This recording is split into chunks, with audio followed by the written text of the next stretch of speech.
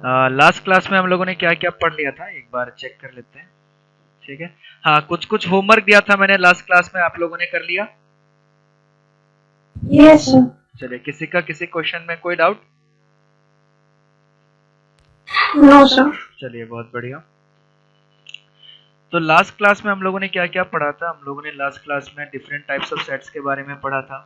ठीक है, उसके कुछ कुछ क्वेश्चन किए थे, सिंगलटन सेट, उसके कुछ कुछ example, pair wise set, cardinal number क्या होता है, फाइनाइट सेट, इनफाइनाइट सेट, फिर उसके बाद इक्वल सेट क्या होता है, फिर उसके बाद इक्विवेलेंट सेट क्या होता है, ये सारी चीजें, सेट ऑफ सेट्स क्या होता है, ये सारी चीजें हमने लास्ट क्लास में देखा था। ठीक है, तो आज एक बहुत ही इंपॉर्टेंट और अच्छा टॉपिक के बारे में डिस्कस करना है, जिसका नाम है सबसेट। और सबसेट बहुत ही इंपॉर्टेंट है, ध्यान से देखिएगा। सबसेट बहुत ही ज्यादा इंपॉर्टेंट और आसान भी है। सबसेट, सबसेट के अंदर तीन पार्ट आता है हमारे पास, सबसेट, सुपरसेट और प्रॉपर सबसेट। तीनों क्या होता है, डेफिनेशन पढ़ने से पहले हम लोग देख लेते हैं ये तीनों चीजें होता क्या है एक्चुअली में। ठीक है, ठीक है। अब ध्यान से देखिए, मेरे पास एक सेट है ए, मैं मान लेता हूं मेरे पास एक सेट है ए।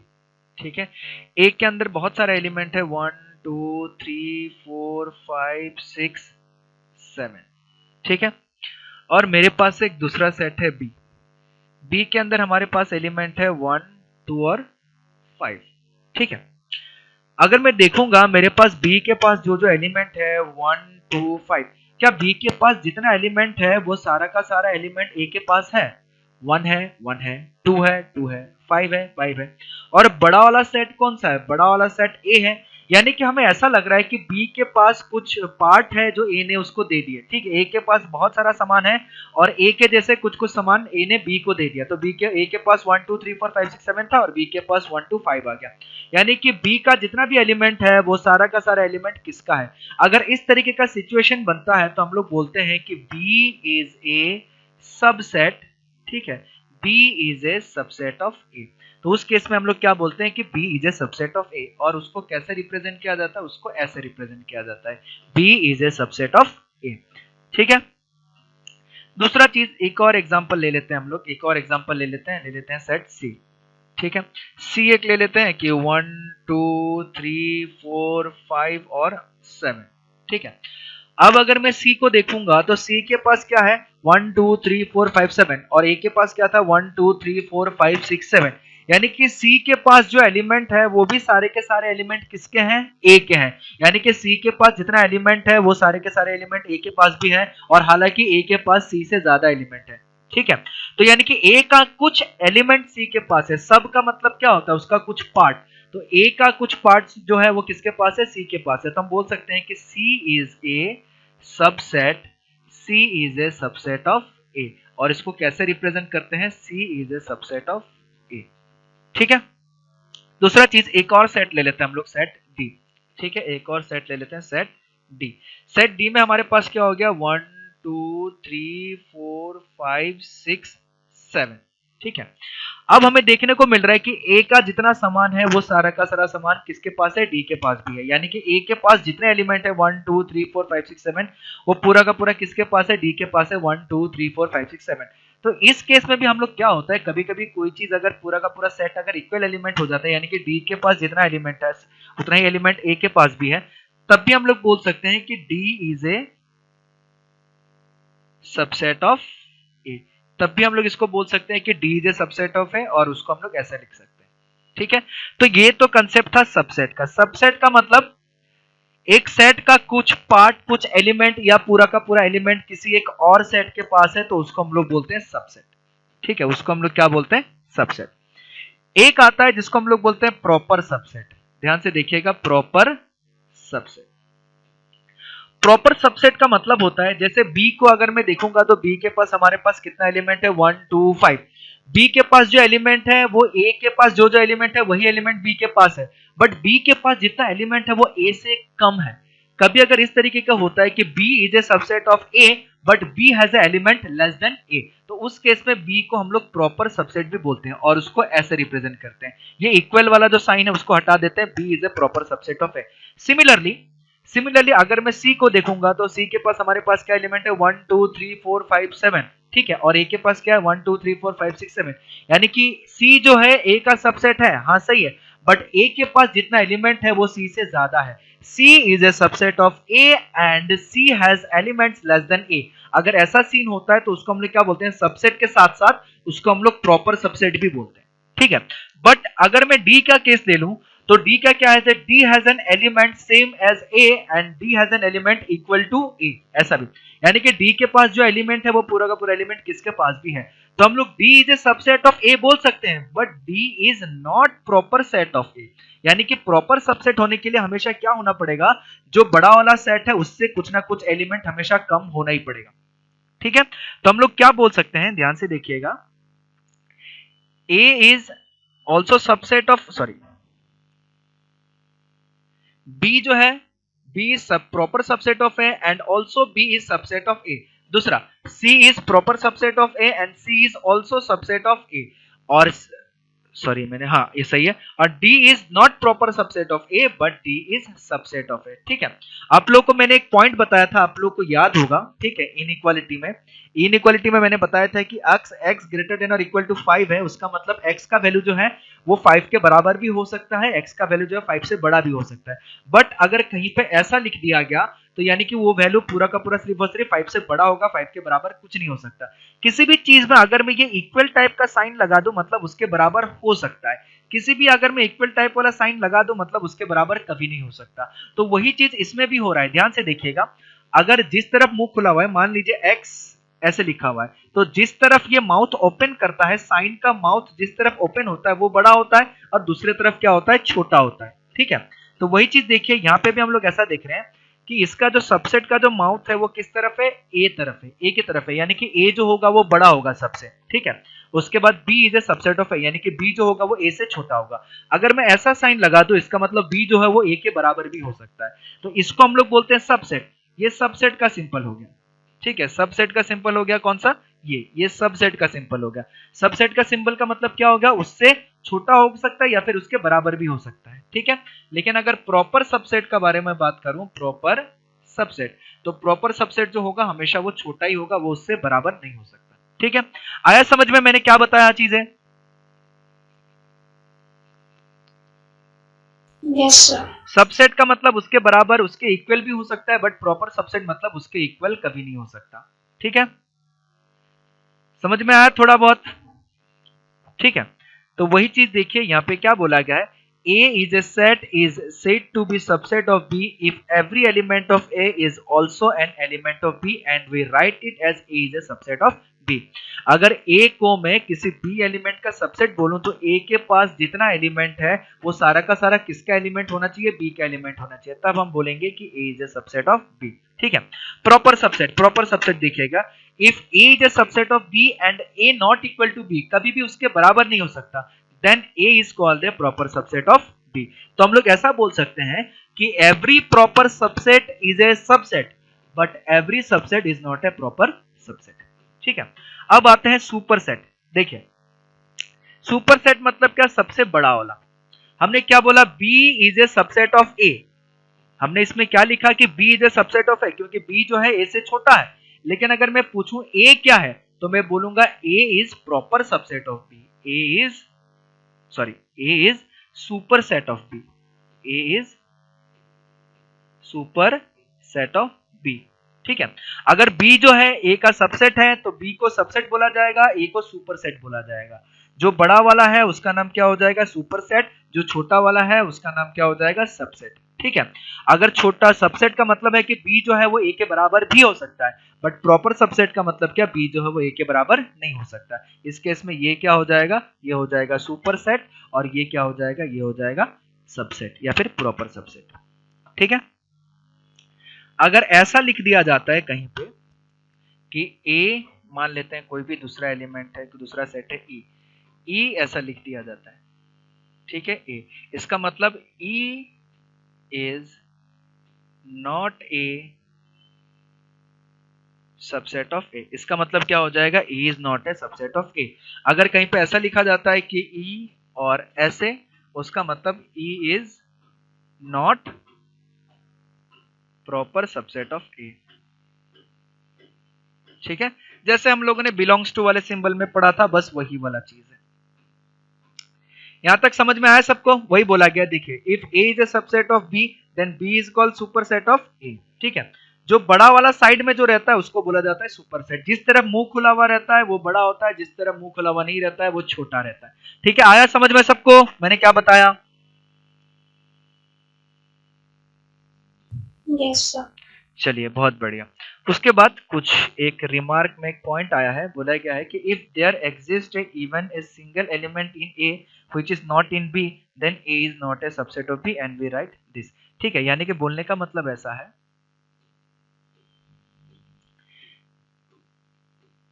कि अगर हमारे पास एक सेट है ए, ठीक है, और उस पे एलिमेंट है 1 2 3 और 4। हमारे पास एक सेट है बी, उसके पास एलिमेंट 1 2 3। हमारे पास एक सेट है सी, इसके पास एलिमेंट है 1 2 और 5। ठीक है, अब मेरे को क्या देखने में क्या लग रहा है, बी के पास जितना एलिमेंट है वो पूरा का पूरा ए का एलिमेंट है, तो B is a subset of A. But C को अगर मैं देखूंगा तो सी के पास 1 2 एलिमेंट है, 1 2 एलिमेंट ए के पास भी है, बट सी के पास एक एलिमेंट एक्स्ट्रा आ जा रहा है, एक एलिमेंट एक्स्ट्रा ऐसा आ जा रहा है जो ए के पास नहीं है। तो इस केस में हम क्या बोलेंगे, C is not a subset of A या फिर C is not a proper subset of A. ठीक है, तो ये हो गया हमारा रिमार्क जो एग्जांपल में बताया गया, जो नोट्स के फॉर्म में बताया गया वो ये पॉइंट। ठीक है, आगे देखिएगा ध्यान से, कुछ कुछ इंपॉर्टेंट पॉइंट हम लोग और डिस्कस करेंगे। कुछ कुछ एग्जांपल है, छोटा मोटा एग्जांपल है, एग्जांपल में आप लोग एक्सप्लेन कर दे रहा हूं क्या बोला गया है। Let a is equal to 235 and b is equal to 23579। तो a के पास जो एलिमेंट है 2 3 और 5 वही एलिमेंट b के पास भी है 2 3 और 5। That means what, a is a subset of b but a is not equal to b। a जो है b का सबसेट है बट a और b बराबर नहीं है, तो a जो हो जाएगा क्या हो जाएगा, b का सुपरसेट भी बोल सकते हैं हम उसको। a का सब b का सबसेट भी बोल सकते हैं, b का सुपरसेट भी बोल सकते हैं। दूसरा चीज ध्यान से देखिएगा, ए एक सेट ले लेते हैं, उसके अंदर एलिमेंट है 1 2। बी एक सेट ले लेते हैं, उसके अंदर एलिमेंट है 2 3 और 5। तो यानी कि ए के अंदर एक ऐसा एलिमेंट आ गया 1 जो ए का एलिमेंट है बट बी का एलिमेंट नहीं है। अगर कहीं भी ऐसा सिचुएशन आता है that means what, A is not a subset of B. ठीक है, उसके बाद क्लियरली सबसे बड़ा नंबर हमारे पास क्या होता है, सबसे बड़ा नंबर होता है हमारे पास रियल नंबर। ठीक है, रियल नंबर के अंदर दो चीजें आता है। ठीक है, रियल नंबर को हम लोग आर से रिप्रेजेंट करते हैं। रियल नंबर के अंदर दो नंबर आता है, एक को बोलते हैं रैशनल नंबर, ठीक है, और एक को बोलते हैं इरेशनल नंबर। आप लोगों ने पढ़ा होगा। ठीक है, आप लोगों ने ये सारी चीजें बचपन में पढ़ा होगा। इरेशनल नंबर, रैशनल नंबर को हम लोग क्यू से लिखते हैं, इरेशनल नंबर का हमें जरूरत नहीं है। फिर इरेशनल नंबर के अंदर आ जाएगा हमारे पास, रैशनल नंबर के अंदर एक होता है डेसिमल या फिर जो भी फ्रैक्शन वाला पार्ट है वो नंबर आ जाता है, दूसरा इंटीजर वाला पार्ट आ जाता है। ठीक है, इंटीजर को हम लोग z या फिर i से रिप्रेजेंट करते हैं। ठीक है, फिर इंटीजर के अंदर हमारे पास आ जाता है होल नंबर। ठीक है, होल नंबर को हम लोग w से रिप्रेजेंट करते हैं। ठीक है, मैं एक आप लोगों को ट्री डायग्राम बता रहा हूँ किस तरीके से क्या होता है। ठीक है, और फिर होल नंबर के अंदर हमारा फिर आ जाता है नेचुरल नंबर, जिसको हम लोग कैपिटल एन से रिप्रेजेंट करते हैं। ठीक है, तो यानी कि रियल नंबर सबसे बड़ा, रियल नंबर के अंदर रैशनल नंबर आता है, रैशनल नंबर के अंदर इंटीजर आता है, इंटीजर के अंदर होल नंबर आता है, होल नंबर के अंदर नेचुरल नंबर आता है। यानी कि नेचुरल नंबर में जितना एलिमेंट होगा वो सारा का सारा होल नंबर का एलिमेंट होगा। That means what, natural number is a subset of whole number. अब होल नंबर के अंदर जितना नंबर आ रहा है वो सारे के सारे इंटीजर के नंबर होंगे, तो whole number is a subset of integer. अब इंटीजर में जितना नंबर होंगे वो सारे के सारे रैशनल नंबर के अंदर आ जाएगा। So integer is a proper subset of rational number. अब रैशनल नंबर में जितने नंबर है वो सारे के सारे कितने अंदर, किसके अंदर आ जाएंगे, रियल नंबर अंदर। सो rational number is a proper subset of real number. ठीक है, अब हमें बोला जाए कि बट जीरो जो होता है डब्ल्यू में कंटेन करते हैं, जीरो जो होता है डब्ल्यू में कंटेन नहीं करते, लेकिन इसको हम लोग उल्टा नहीं बोल सकते हैं कि W is not a subset of N. ठीक है, ये चीज हल्का फुल्का छोटा मोटा चीज बताया गया है। उसके बाद एक और एग्जांपल बोला गया है कि let a is equal to 1 और 2,3 एक सेट के फॉर्म में है और एक 4, ये एक a सेट दिया गया। Then which of the following statement is true. चलिए ये क्वेश्चन आप लोग मेरे को बताइए, मैं जानना चाहता हूँ कि इतना दिन मैंने पढ़ा है आप लोग को कोई आइडिया हुआ कि नहीं। ठीक है, इसमें दो स्टेटमेंट दिया गया है और बोला गया है कि इसमें से कौन सा सही स्टेटमेंट है, कौन सा गलत स्टेटमेंट है, अगर सही है तो क्यों सही है, गलत है तो क्यों गलत है।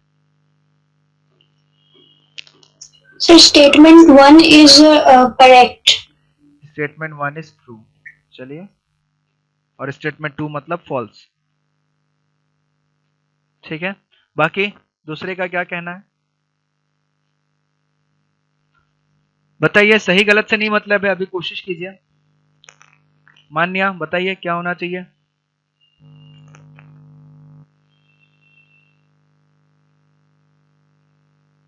The 1 is true, second is false. 1 is true, second is false. चलिए 1 क्या होना चाहिए, ट्रू होना चाहिए, सेकंड क्या होना चाहिए, फॉल्स होना चाहिए। ठीक है, चलिए 1 ट्रू क्यों होना चाहिए, सबसे पहली सवाल। Because 2 and 3 is belongs to A. हाँ, ये क्यों नहीं होना चाहिए। So because वो is 2 and 3 is उसका सबसेट होगा। ठीक है, ध्यान से देखिए ऐसा क्यों है। अगर मैं एक सेट ले लूं A, उसके अंदर एलिमेंट ले लूं P, Q और R, तो P जो है वो किसका हो जाएगा, एलिमेंट हो जाएगा A का। Q जो है वो क्या हो जाएगा, एलिमेंट हो जाएगा A का। R जो है वो क्या हो जाएगा, एलिमेंट हो जाएगा A का। ये एलिमेंट होता है, बिलोंग्स टू सिंबल किसके लिए, belongs to symbol for element. ठीक है, this symbol is for element, ये सिंबल किसके लिए है, एलिमेंट के लिए है। ठीक है, और this symbol is for set, ये सिंबल किसके लिए है, सेट के लिए है। This symbol is for set, इसका मतलब होता है प्रॉपर सबसेट। ठीक है, तो दिस सिंबल ओहो सी सिंबल लिख दिया मैंने, this symbol is for set, this symbol is for set and this symbol is for element, यानी कि इसके पीछे जो भी चीजें लिखा जाएगा वो एलिमेंट होगा और इसके पीछे जो भी चीजें लिखा होना चाहिए वो सेट होना चाहिए। अब ध्यान से देखिए, मैं ऐसा नहीं लिख सकता कि P belongs to P is a subset of A, मैं ऐसा नहीं लिख सकता, ये गलत हो जाएगा। ठीक है, सबसेट का मतलब इसके अंदर जो जो एलिमेंट है, जो जो एलिमेंट है मतलब क्या, अगर मैं ऐसा लिख दूं P, हाँ ये सही है, ये करेक्ट स्टेटमेंट है। कि अगर मैं इधर ऐसा लिखूं कि P is belongs to A, तो ये गलत हो जाएगा यहाँ पे। ठीक है, ऐसा P नाम का कोई भी एलिमेंट इसके अंदर दिख नहीं रहा है। ठीक है, तो यानी कि ये हमारा सही स्टेटमेंट हो जाएगा और ये हमारा सही स्टेटमेंट हो जाएगा और ये हमारा गलत स्टेटमेंट हो जाएगा। ठीक उसी तरीके से हम अगर यहाँ पे आते हैं, ध्यान से देखिएगा।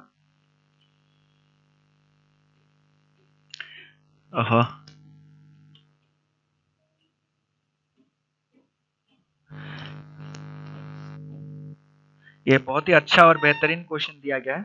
मैं आप लोग को शीट सेंड करूंगा आज, जिसमें इस टाइप के क्वेश्चंस भी रहेगा कुछ कुछ। ठीक है, अब आप लोग शीट सॉल्व करने लायक हो चुके हैं। तो इधर देखिएगा, इधर हमारे पास A के अंदर जो एलिमेंट है, A के अंदर क्या एलिमेंट है 1 और दूसरा एलिमेंट 2,3 है जो सेट के रूप में है, तीसरा एलिमेंट 4। ठीक है, तो अगर मेरे से पूछा जाए कि ये 2,3 क्या है, बिलोंग्स टू A, क्या ये सही है कि गलत है, मैं देखूंगा कि ऐसा कोई एलिमेंट इसके अंदर दिख रहा है क्या, तो हमें पता चलेगा हाँ ऐसा एक एलिमेंट इसके अंदर दिख रहा है, तो ये इसका एलिमेंट है, दैट इज करेक्ट। ठीक है, अगर हमसे पूछा जाए कि ये इसका 2,3 इसका सबसेट है क्या, तो 2,3 इसका प्रॉपर सबसेट नहीं है, गलत है। इसको प्रॉपर सबसेट होने के लिए ऐसा होना पड़ेगा, करली सर्च सेट जो भी होता है, इसका जितना भी एलिमेंट्स होगा उस एलिमेंट को अगर मैं करली ब्रैकेट के अंदर रखूंगा तभी सेट बनेगा। तो यहाँ एक एलिमेंट है 2,3, उस 2,3 सेट वाले को अगर मैं करली ब्रैकेट के अंदर रखूं 2,3 एलिमेंट को, तब वो सेट बनेगा और तब ये करेक्ट होगा।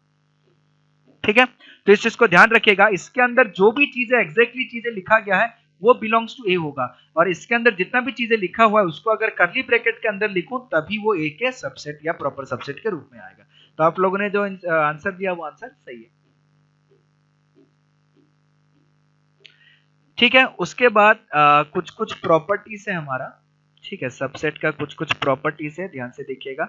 ये प्रॉपर्टीज आगे भी बहुत ज्यादा काम आएगा जब हम लोग रिलेशन या सब टाइप के चैप्टर के बारे में पढ़ेंगे। ठीक है, देखिएगा बहुत बढ़िया। इसको हम लोग प्रॉपर्टीज ऑफ सबसेट के नाम से भी बोल देते हैं, प्रॉपर्टीज ऑफ सबसेट। सबसे पहला, every set is a subset of itself. बहुत बढ़िया। अगर मैं लिख दूं A इज इक्वल टू 1, 2, 3, ठीक है, और दूसरा भी लिख दूं A 1, 2, 3, और हमें पता है कि सबसेट में जो है चीजें इक्वल हो सकता है, इक्वलिटी पॉसिबल है सबसेट में, तो A is a subset of A, मैं ऐसा लिख सकता हूं। ठीक है, तो यही चीज हमें बोला गया है कि every set is a subset of itself. Yes, that is true. ठीक है, उसके बाद दूसरा चीज देखिएगा, दूसरा वाला पॉइंट भी बहुत इंपॉर्टेंट है। दूसरा वाला पॉइंट हमें बोला गया है कि the empty set is a subset of every set. ठीक है, अगर मेरे पास एक सेट दिया गया है B और उसके अंदर का एलिमेंट है 1, 2, 3, 4 और 5 मैंने ले लिया। ठीक है, तो कभी ये जो एम्प्टी सेट होता है वो हमेशा किसी भी सेट का, दुनिया का हर सेट का सबसेट होता है एम्प्टी सेट। ठीक है, याद रखिएगा, क्योंकि किसी भी सेट को होता है तो एक्चुअली में हम कैसे पढ़ते हैं, यहाँ पे क्या क्या एलिमेंट है, यहाँ पे 1, 2, 3 में क्या क्या एलिमेंट है, बी में 1, 2, 3, 4, 5 है और कुछ नहीं है। तो ये जो कुछ नहीं है हम लोग बोलते हैं, तो कुछ नहीं है का मतलब क्या है, ये नल सेट है। तो यानी कि अगर कुछ नहीं है वाला जो सेट है वो क्या होता है, सबका सबसेट हो जाता है। दुनिया में कितना भी सेट हो, कोई भी सेट हो, null set is the subset of every set. ठीक है, उसके बाद अगला third point, the total number of subset of a set containing n elements is 2 to the power n। ठीक है, इस चीज को थोड़ा सा एक्सप्लेन कर देता हूं, बट ये फॉर्मूला कहां से आया ये चीज अभी आप लोग को जानने की जरूरत नहीं है, क्योंकि इसका पूरा का पूरा एक प्रूफ होता है। ठीक है, आगे जाके हमें आगे वाले चैप्टर में पढ़ना है, जैसे कि बाइनोमियल थ्योरम हो गया, परम्यूटेशन कॉम्बिनेशन हो गया, ऐसे चैप्टर में जाके हम इस प्रूफ को पढ़ेंगे। तो अभी इस प्रूफ को जानने की कोई जरूरत नहीं है, अभी बस इस चीज को समझते हैं।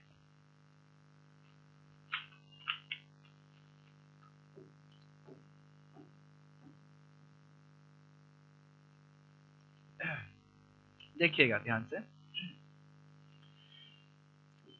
मैं एक ले लेता हूं सेट A। ठीक है, 1, 2, 3। अब पूछा गया कि इसका टोटल कितना सबसेट पॉसिबल है, तो दुनिया का सबसे बढ़िया सबसेट नल सेट, जो सबका सबसेट होता है। उसके बाद एक सबसेट क्या हो सकता है, ये भी इसका एक पार्ट वाला सेट है। दूसरा 2, ये भी एक है।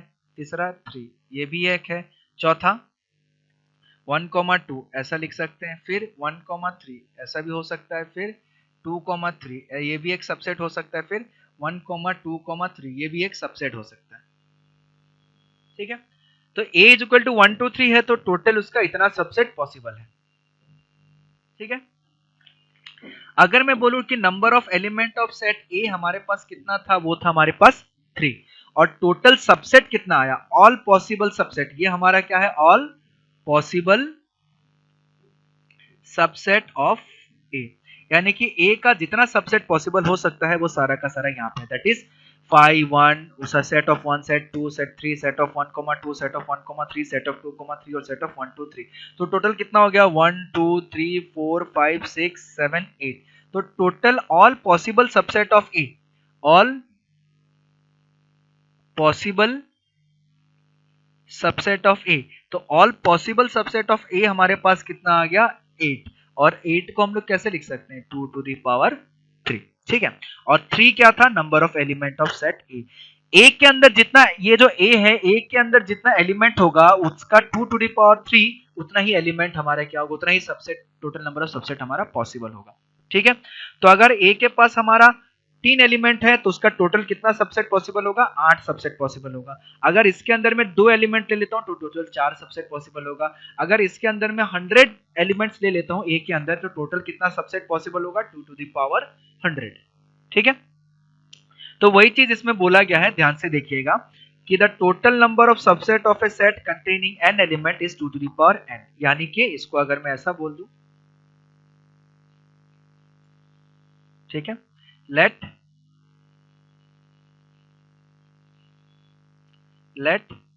the number of elements in set B is equal to n। ठीक है, मैंने क्या बोला, let the number of elements in set B is equal to n, that is the cardinal number of B is equal to n। then then the possible number, then the number of all the possible,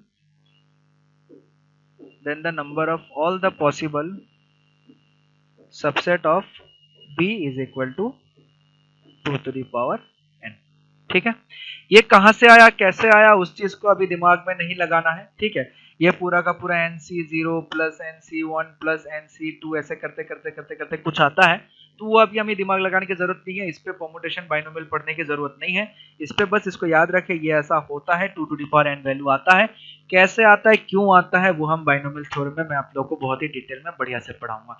तो अभी इस चीज की जरूरत नहीं है, तो इसलिए अभी बस याद रखिए कि the total number of possible subset is equal to 2 to the power n। ठीक है, समझ में आया?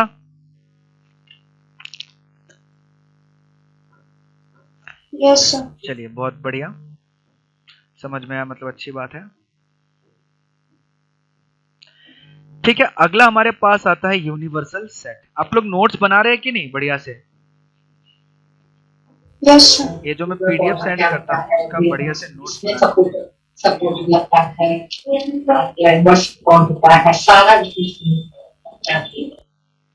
ठीक है। अगला देखिएगा, अगला हमारे पास आता है यूनिवर्सल सेट। अब ये यूनिवर्सल सेट क्या होता है, ध्यान से देखिएगा। If there are some sets under consideration, क्या कोई क्वेश्चन है किसी का? नहीं, ठीक है, अचानक से साउंड आया था तो मैंने सोचा कुछ क्वेश्चन हो सकता है। देखिए ध्यान से, यूनिवर्सल सेट का मतलब क्या होता है, इसको ध्यान से समझने की कोशिश कीजिएगा। If there are some sets under the consideration, ये बहुत ही इंपॉर्टेंट चीज है, इसमें बोला गया under the consideration, then there happens to be a set which is a superset of each of the given set. Such a set is known as the universal set of those set. We shall denote a universal set by S, U और S। ठीक है, ध्यान से देखिएगा, ये पहला वाला line है, बहुत ज्यादा इंपॉर्टेंट है। इसमें बोला गया कि if there are some set under consideration, consider लेके, ठीक है, क्यों कंसिडर लेके वो भी बताऊंगा।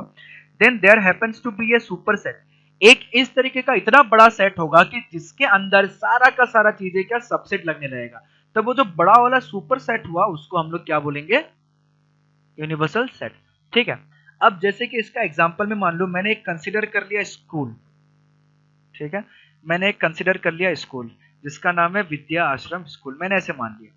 ठीक है, अब इस स्कूल के अंदर बहुत सारे क्लासेस हैं, मान लेते हैं क्लास 6, क्लास 7, क्लास 8, ठीक है, फिर क्लास 9, क्लास 10, ठीक है, क्लास 11 और क्लास 12। ठीक है, बहुत सारे क्लासेस हैं। ठीक है, अगर मैं ऐसा मान लूं कि ऑल स्टूडेंट्स, ठीक है, अगर मैं ऐसा मान लूं कि all students of Vidya Ashram school is equal to universal set, यानी कि मैंने ऐसा मान लिया कि students of Vidya Ashram school मान लेता हूं, all student of Vidya Ashram school is equal to universal set. अब अगर मैं क्लास 6 का स्टूडेंट को उठाऊं तो क्लास 6 का स्टूडेंट जो होगा वो क्या होगा, सबसेट ऑफ यूनिवर्सल सेट होगा कि नहीं। यानी कि विद्या आश्रम स्कूल का अगर मैं यू ले लेता हूं जिसमें क्या होगा, सारा का सारा स्टूडेंट आ जा रहा है विद्या आश्रम स्कूल का, तो विद्या आश्रम स्कूल का जो क्लास 6 का स्टूडेंट्स है वो इसके अंदर आएगा, यानी कि इसका एक पार्ट होगा, तो क्या होगा, इसका सबसेट होगा। अगर मैं क्लास 7 का स्टूडेंट बोलूं तो वो भी क्या होगा, यू का सबसेट होगा। अगर मैं क्लास 8 का स्टूडेंट बोलूं तो वो भी क्या होगा, यू का सबसेट होगा। अगर मैं क्लास 9 का स्टूडेंट बोलूं तो वो भी यू का सबसेट होगा। अगर मैं क्लास 10 का बोलूं तो वो भी क्या होगा, यू का सबसेट होगा। अगर मैं क्लास 11 बोलूं तो वो भी यू का सबसेट हो जाएगा। अगर मैं क्लास 12 बोलूं तो वो भी यू का सबसेट हो जाएगा। ठीक है, तो यानी कि इसमें सबसे बड़ा सेट कौन हो गया, सबसे बड़ा सेट हो गया यू, सबसे बड़ा सुपर सेट हो गया यू। तो इसीलिए कभी भी इस तरीके का सेट होता है जो सबसे बड़ा होता है और उसके अंदर बाकी सारे सेट जो है वो क्या छोटे छोटे छोटे छोटे उसके पार्ट्स लगने लगते हैं, तो उस बड़े वाले सेट का नाम हो जाता है यूनिवर्सल सेट। आया समझ में?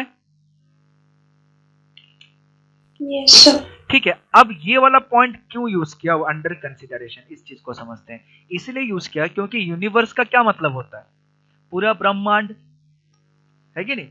यूनिवर्स का क्या मतलब आ गया? पूरा ब्रह्मांड।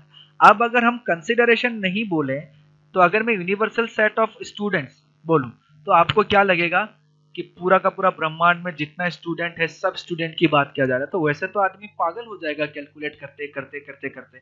तो इसीलिए क्या करते हैं, हम एक पर्टिकुलर चीज को कंसिडर कर लेते हैं। हम हाजीपुर के सारे स्टूडेंट के बारे में बात नहीं कर रहे हैं, हम सिर्फ विद्या आश्रम के स्कूल के स्टूडेंट के बारे में बात कर रहे हैं, तो इसको हमने एक पर्टिकुलर चीज कंसिडर कर लिया, ठीक है? तो इसलिए if there are some set under consideration, तो ये चीजें इंपॉर्टेंट है, अंडर कंसिडरेशन। अगर मेरे को बोला जाए कि यूनिवर्सल सेट ऑफ ट्रीज, तो ऐसा नहीं कि पूरा दुनिया का ट्री, इसमें कुछ कुछ कंडीशन दिया रहेगा, जैसे यूनिवर्सल सेट ऑफ हाजीपुर, ठीक है, यूनिवर्सल सेट ऑफ इंडिया, इस तरीके से यूनिवर्सल सेट ऑफ एशिया, इस तरीके से एक पर्टिकुलर जो है कंसिडर किया जाएगा चीजों का, ठीक है? ऐसा नहीं कि सिर्फ यूनिवर्सल मतलब पूरा यूनिवर्स के समान को हमने ले लिया, ठीक है? तो इसीलिए ये कंसिडरेशन वाला वर्ड को यूज किया गया। क्लियर हुआ आप लोगों को यूनिवर्सल सेट का मतलब क्या? एक बहुत ही बड़ा सेट जिसके अंदर बाकी सारे सेट जो है वो सबसेट लगने लगेंगे, ठीक है? क्लियर? Yes, sir. ठीक है, अब देखिए इसका एक एग्जांपल, छोटा मोटा example. Let a is equal to 1 2 3, b is equal to 2 3 4 5 and c is equal to 6 7, then we can consider, हमें कंसिडर कर सकते हैं यूनिवर्सल सेट 1 2 3 4 5 6 7, क्योंकि ये जो a है ये भी u का एक पार्ट हो गया, ये जो b है ये भी एक, ये स्मॉल लेटर b नहीं कैपिटल लेटर b होना चाहिए, ये जो c है ये भी क्या हो गया, इसका एक पार्ट हो गया। अब ये चाहता तो u को पूरा का पूरा रियल नंबर ले सकता था, बट उसका कोई मतलब नहीं है ना इतना लंबा लेके, ठीक है? तो इसलिए क्या है कि अपने मर्जी से 1 2 3 4 5 6 7 8 मान लिया और उसको यूनिवर्सल सेट मान लिया, क्योंकि इसके अंदर ये तीनों सेट जो दिया हुआ है वो क्या सबसेट हो जाएगा, ठीक है? उसके बाद एक और, when we discuss set of lines, triangles or circles in two-dimensional geometry, the plane in which these lines, triangles or circles is a universal set। इसका मतलब समझना, इसका मतलब भी समझना जरूरी है, ज्योमेट्रिकल टर्म है, ठीक है? अगर मैं एक 2D प्लेन बना लूं, मैंने एक ऐसा प्लेन बना लिया, ठीक है? अब इस प्लेन के अंदर क्या क्या मैं बहुत सारे इनफाइनाइट नंबर ऑफ ट्रायंगल बना सकता हूँ, अजीबोगरीब जैसे जैसे मन करे वैसे ट्रायंगल बना सकता हूँ। तो ये जो प्लेन है, प्लेन के अंदर तो बहुत सारे ट्रायंगल बन सकते हैं। अब अगर इस प्लेन के अंदर मैं इतना ट्रायंगल बनाऊं, फिर यहाँ पे ट्रायंगल बनाऊं, फिर यहाँ पे ट्रायंगल बनाऊं, यहाँ पे अलग अलग ट्रायंगल बनाऊं, यहाँ पे मान लो एक्यूट एंगल ट्रायंगल बनाओ, यहाँ पे मान लो राइट एंगल ट्रायंगल बनाओ, यहाँ पे मान लो ऑब्ट्यूस एंगल ट्रायंगल बनाओ, तो ये सारे के सारे ट्रायंगल किसके अंदर आ जाएगा, इस प्लेन के अंदर आ जाएगा। तो ये प्लेन हमारा क्या हो जाएगा, ये प्लेन हमारा यूनिवर्सल सेट हो जाएगा, ठीक है? और इसके अंदर जो स्ट्रेट लाइन आएगा, इसके अंदर जो ट्रायंगल आएगा, इसके अंदर जो रेक्टेंगल आएगा, वो सारा का सारा क्या हो जाएगा, इसका सबसेट। तो universal set is the plane, ठीक है? The plane in which this line, triangles और circles lie is the universal set. चलिए, सबसेट ऑफ रियल नंबर्स देखिए आप लोग को पढ़ने को भी मिल गया, बहुत ही बढ़िया सा, ये याद भी रखिएगा। ये बार बार अभी तक हम लोग 3-4 बार डिस्कस कर चुके हैं कि n का मतलब नेचुरल नंबर, नेचुरल नंबर के अंदर क्या नंबर आएगा 1 2 3 4 5, w मतलब होल नंबर के अंदर क्या नंबर आएगा 0 1 2 3 4 5, z मतलब क्या इंटीजर, इंटीजर के अंदर माइनस इन्फिनिटी से लेके फिर -1 -3 -2 -1 0 1 2 3 4 ऐसे करते करते इन्फिनिटी तक चला जाएगा ये। फिर z ऊपर एक प्लस मतलब पॉजिटिव इंटीजर्स, पॉजिटिव इंटीजर मतलब 1 2 3 4 5 6 इस तरीके से, ठीक है? फिर z ऊपर एक माइनस मतलब नेगेटिव इंटीजर्स, नेगेटिव इंटीजर्स मतलब -1 -2 -3 इस तरीके का, ठीक है? फिर q का मतलब क्या, sometime we denotes the set of integers by i, ये तो मैं कब से बता रहा हूँ, इतना सोचने की जरूरत नहीं है। उसके बाद रैशनल नंबर जो क्या होता है वो p बाई, इसको देखिए किसके फॉर्म में लिखा गया है, सेट बिल्डर फॉर्म में। q का मतलब क्या x, x का मतलब क्या p बाई q, जहाँ पे p और q इंटीजर और q not equal to 0 is the set of all rational numbers, ठीक है? The set of all positive rational number is denoted by q plus, यानी कि अगर कोई भी नंबर के ऊपर अगर प्लस लिख दिया गया मतलब वो पॉजिटिव, उसका जो पॉजिटिव पार्ट है उसकी बात किया जाएगा। और मान लेते हैं, कोई ले लेते हैं t, t is equal to x, x belongs to r and x does not belongs to q, then it is set of irrational number, ठीक है? आप लोग का अगर क्लासेस बंद हो जाता है अभी तो फिर से ज्वाइन कीजिएगा, ठीक है? जून का 40 मिनट ही होता है, तो फिर से ज्वाइन कीजिएगा, ठीक है? शायद अगर बंद हो जाता है तो। उसके बाद interval as a subset of R, ये चीजें मैं आप लोग को ऑलरेडी बता चुका हूं, बट फिर से एक बार मैं आप लोग को डिस्कस करा देता हूं फटाफट, ठीक है? मैंने एक इनइक्वालिटी वाला हल्का सा छोटा सा पार्ट पढ़ाया था आप लोगों को, तो ये चीज तो हम लोग को पढ़ना है ही, ऑलरेडी पढ़ना है ही, बट इसके बीच में भी एक चीज आ जा रहा है, तो इसको भी हम लोग क्या देख लेते हैं फटाफट, ठीक है, कि ये क्या चीजें दिया गया है। आगे फिर से देखना है तो फिर से हम इसको देखेंगे, बट अभी बीच में आ गया तो इसको एक बार हल्का सा डिस्कस कर लेते हैं, ठीक है।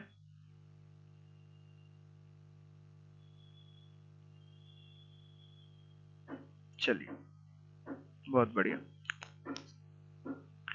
ठीक है। तुम्हारे पास दो तरीके का सेट होता है, मैंने बताया था, एक होता है डिस्क्रीट, ठीक है। तो इंटरवल मैंने आपको ऑलरेडी बता दिया था, बट फिर भी एक बार मैं अच्छे से एक्सप्लेन कर देता हूं कि हमारे पास दो तरीके का सेट होता है, ठीक है। एक होता है कि डिस्क्रीट,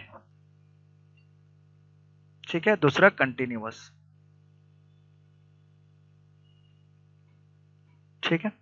डिस्क्रीट सेट मतलब अगर मैं कोई सेट लिखता हूं इस तरीके से 1, 2, 3, 4, तो यानी कि इसके अंदर इट कंटेन्स ओनली, इसके अंदर जितने एलिमेंट है बस वही एलिमेंट हमारा जरूरी है और दूसरा नहीं होता है। इट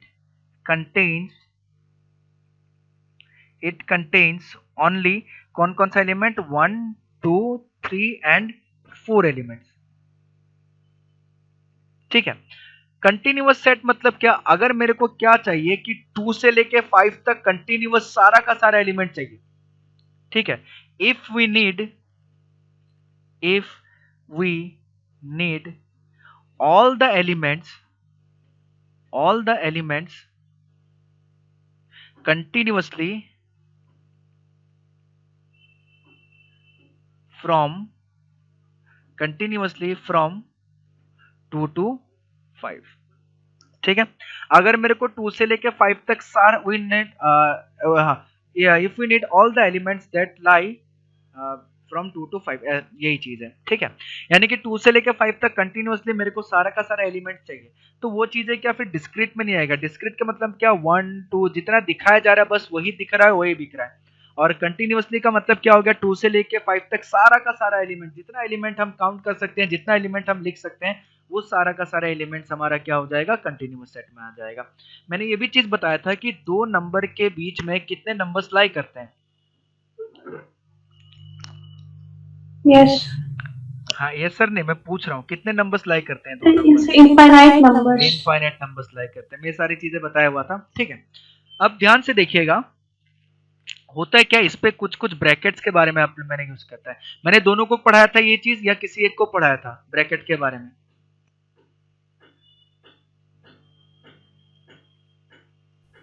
मैंने आप दोनों को पढ़ाया था या किसी एक को पढ़ाया था? मैंने पढ़ा था।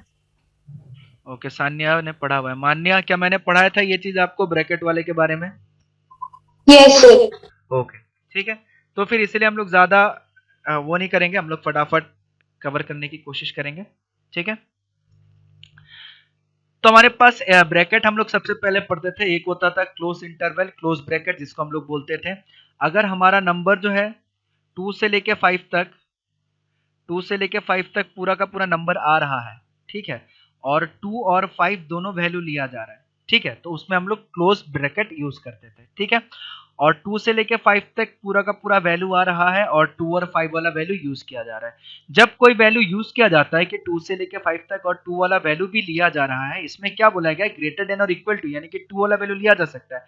जब भी कोई वैल्यू हम कंसिडर करते हैं तो उस पर हम लोग फील्ड सर्किल यूज करते हैं, ऐसे सर्किल बना के उसको डार्क कर देते हैं, ठीक है। और इसको ब्रैकेट के फॉर्म में कैसे लिखेंगे कि x का जो वैल्यू हुआ वो कहां से कहां तक हुआ, 2 से लेके 5 तक कंटिन्यूअसली पूरा का पूरा वैल्यू। तो ये क्लोज ब्रैकेट का मतलब बताया जाता है कि 2 का वैल्यू भी कंसीडर लिया जा रहा है और 5 का वैल्यू भी इंक्लूड किया जा रहा है, ठीक है। दूसरा हमारे पास आता है ओपन इंटरवल यानी कि ओपन ब्रैकेट। ओपन ब्रैकेट का मतलब क्या होता है, जैसे मेरा वैल्यू जो है वो 2 से बड़ा है और 3 से छोटा है, 2 और 3 के बीच में सारा का सारा वैल्यू आ रहा है, लेकिन 2 और 3 वाला वैल्यू नहीं आ रहा है, यानी कि मेरा जो वैल्यू है वो 2 और 3 के बीच में सारा का सारा वैल्यू आ रहा है, ठीक है, लेकिन 2 और 3 वाले वैल्यू को कंसीडर नहीं किया जा रहा है। तो जिस वैल्यू को कंसीडर नहीं किया जाता है तो वहां पे हम लोग ओपन सर्किल इस तरीके से ड्रॉ कर देते हैं, और इसको लिखने का तरीका कैसा है कि x बिलोंग्स टू 2 से लेके 3 तक, यानी कि 2 से लेके 3 तक सारा का सारा वैल्यू लिया जा रहा है, लेकिन 2 और 3 वैल्यू नहीं लिया जा रहा है। और इसी ब्रैकेट को लिखने का एक और तरीका है, इस तरीके से भी लिखा जाता है, यानी कि हम ऐसे भी लिख सकते हैं x बिलोंग्स टू 2 से लेके 3, ठीक है। उसके बाद right half open interval, left half open interval, उसका मतलब क्या है, मैं इसको अच्छे से एग्जांपल बता ही देता हूं। ठीक है, उसका मतलब ये है कि मान लेते इस बार हमें इस तरीके से दिया गया है कि x ग्रेटर देन और equal to -1 but less than 3, यानी कि x का जो वैल्यू है वो -1 से बड़ा है और -1 के बराबर भी हो सकता है। ठीक है, यानी कि -1 वाले वैल्यू को इंक्लूड किया जा रहा है क्योंकि इसमें इक्वल वाला साइन है, बट 3 वाला वैल्यू को इंक्लूड नहीं किया जा रहा है। ठीक है, यानी कि -1 से लेके 3 तक सारा का सारा वैल्यू हमें लेना है, लेकिन 3 वाला वैल्यू नहीं लेना है। ठीक है, और -1 वाला वैल्यू कंसिडर करना है। तो x बिलोंग्स टू क्या हो जाएगा, -1 से लेके 3, -1 पे क्लोज ब्रैकेट और 3 पे ओपन ब्रैकेट। सिमिलरली अगर हमें ऐसा कंडीशन दिया जाता है कि इसको हम लोग ले लेते हैं -3 और इसको हम लोग ले लेते हैं 0। ठीक है, अब हमारा जो वैल्यू है वो क्या है, -3 से लेके 0 तक सारा का सारा वैल्यू लिया जा रहा है। तो -3 पे क्या -3 वाला वैल्यू कंसिडर नहीं है, तो -3 पे ओपन सर्किल, और जिस पे वैल्यू हमारा लिया जा रहा है उस पे क्या, फील्ड सर्किल। फिर हमारा वैल्यू कहां से कहां तक लिया जा रहा है, -3 से लेके 0 तक पूरा का पूरा वैल्यू लिया जा रहा है। तो इसको हम लोग कैसे दिखाएंगे, x बिलोंग्स टू, सबसे पहले -3 पे ओपन ब्रैकेट क्योंकि -3 वाला वैल्यू नहीं दिया जा रहा है, और 0 पे क्लोज ब्रैकेट क्योंकि 0 वाला वैल्यू लिया जा रहा है। ठीक है, तो ये हो गया हमारा क्या, इंटरवल के बारे में हल्का फुल्का जानकारी कि इंटरवल में कैसे दिखाते हैं। ठीक है, the length of each of the interval a, b, a, b, a, b and a, b इस तरीके से इज b माइनस a, यानी कि 3 -1 हो गया, या फिर 0 -3, यानी कि इसका लेंथ कितना हो गया, इसका लेंथ जो है वो कैसे निकाल सकते हैं, 3 माइनस ऑफ -1 इक्वल टू कितना, 4। तो इसका लेंथ कितना हो गया हमारे पास, 4। इसका लेंथ कितना हो गया, तो 0 माइनस ऑफ -3 कितना हो गया, +3। तो इसका लेंथ कभी भी नेगेटिव नहीं होता है, तो इसका लेंथ कितना हो गया, +3। ठीक है, उसके बाद मैंने एक और चीज बताया था कि इंफिनिटी पे हम हमेशा ओपन ब्रैकेट यूज करते हैं। सर, हाँ बोलिए। सर एक चीज पूछना है। हाँ बिल्कुल पूछिए। सर जब किसी भी दो नंबर्स के बीच में इनफाइनाइट नंबर्स होते हैं तो उसका लेंथ हम कैसे निकाल सकते हैं? वो लेंथ बोलने का मतलब है कि ये कितना लंबा जा रहा है, नंबर लाइन पे कितना यूनिट तक जा रहा है, बस वही चीज बताया जा रहा है। ठीक है, इनफाइनाइट नंबर्स है, हाँ ये सही है, इनफाइनाइट नंबर्स है, बट ध्यान से देखिएगा कुछ चीजें, लेंथ उसका इनफाइनाइट नहीं है, नंबर्स उसके बीच में इनफाइनाइट है। ठीक है, अगर मैं बोल दूं कि मैं एक नंबर लाइन ड्रॉ कर रहा हूं, ठीक है, इधर 0, इधर 1, इधर 2, इधर 3, ठीक है, ये किस तरीके से काम कर रहा है, क्या मैं 5 सेंटीमीटर का ऐसे एक लाइन ड्रॉ कर सकता हूं अपने स्केल से, ड्रॉ कर सकता हूं एक 5 सेंटीमीटर का लाइन, हाँ या ना बताइए। यस। हाँ, अब बताइए ये जो ए से लेके मैंने बी तक ड्रॉ किया, कभी भी एक स्ट्रेट लाइन ड्रॉ होता है वो कैसे होता है, बहुत सारे छोटे छोटे छोटे छोटे छोटे पॉइंट्स को अगर मैं कलेक्ट करूंगा तो मेरे को एक स्ट्रेट लाइन मिल जाएगा, यानी कि ए और बी बहुत सारे छोटे छोटे पॉइंट्स को मिलकर बना होगा कि नहीं। यस। अब क्या आप मेरे को बता सकते हैं कि इसके अंदर टोटल कितने पॉइंट्स आए होंगे ए और बी के अंदर, इनफाइनाइट पॉइंट्स है कि नहीं, ए और बी में क्या इनफाइनाइट पॉइंट जोड़ जोड़ के जोड़ जोड़ के जोड़ जोड़ के जोड़ जोड़ के जोड़ जोड़ के हमें एक लाइन मिल गया। ठीक उसी तरीके से किसी भी दो नंबर के बीच में जितने पॉइंट्स आएंगे उतने नंबर हम लोग लिख सकते हैं, हर एक नंबर के लिए एक एक पॉइंट होगा, जैसे 0.00000001 के लिए एक पॉइंट होगा, 0.00000005 के लिए एक पॉइंट होगा, यानी कि इसका जो पॉइंट है, कितने पॉइंट है 0 और 1 के बीच में, ये लेंथ जो है, इस लेंथ के बीच में कितना पॉइंट आएगा हम वो नहीं निकाल सकते हैं, बट हाँ इसका पर्टिकुलर लेंथ बता सकते हैं ये कितना होगा। ठीक है, तो वही चीज इसमें बताया जा रहा है कि टोटल दो नंबर के बीच में इनफाइनाइट नंबर्स आ रहे हैं, वो कितने इनफाइनाइट नंबर्स आ रहे हैं वो हम नहीं निकाल सकते हैं, बट हम ये बता सकते हैं कि ये पर्टिकुलर कितने बड़ा होगा, कितने यूनिट का लंबा होगा, बस वही चीज है। ठीक है, हम बता सकते हैं कि ए और बी का जो लेंथ है वो फाइनाइट है, डेट इज 5 सेंटीमीटर, बट इसको इस स्ट्रेट लाइन को बनने में, इस लाइन सेगमेंट को बनने में कितने पॉइंट का यूज हुआ है ये हम नहीं बता सकते। ठीक है, जैसे मान लीजिए आपका जो सर है, ठीक है, मान लेते हैं ये हमारा हेड है, सॉरी हेड ऐसा नहीं होता है, हेड ऐसा होता है, ठीक है, मान लेते हैं ये इंसान का हेड है, ठीक है, ये कोई इंसान जैसा दिखना चाहिए, ठीक है, ये अच्छा नहीं बना होगा, ठीक है, मान लेते हैं इंसान है।